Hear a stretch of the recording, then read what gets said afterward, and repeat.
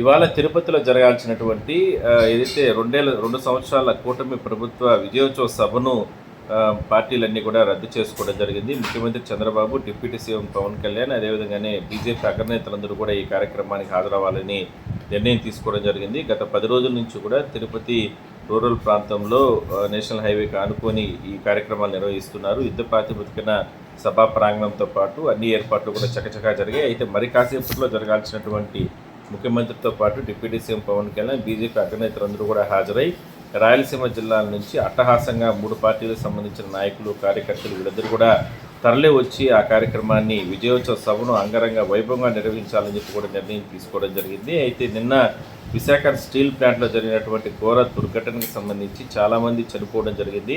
ఆ దుర్ఘటన జరిగిన సందర్భంగా అందరూ కూడా అంటే ఇప్పటికే కూడా అంటే దానికి సంబంధించి ఎందుకు జరిగింది ఏందనే దానిపైన ప్రభుత్వం ఇప్పటికే కూడా ఎంక్వైరీ వేయడం జరిగింది. బాధితులకి భరోసా ఇచ్చే కార్యక్రమాలు చేస్తున్నారు. సో మొత్తం మీద ఇప్పటికే సహాయ చర్యలు కొనసాగుతున్నాయి. ఈ లోపల మనం ఈ రకంగా విజయోత్సవ సభ నిర్వహించకూడదు అన్న ఉద్దేశంతోనే ప్రభుత్వ పెద్దలు ఈ సభను వాయిదా వేసుకోవడం జరిగింది. ఈ నెల 12వ తారీఖున తిరుపతిలో నిర్వహించాలని చెప్పి కూడా నిర్ణయం తీసుకున్నారు. ఇవాళ రద్దయినటువంటి సభ 12వ తారీఖున నిర్వహించబోతా అన్నారు.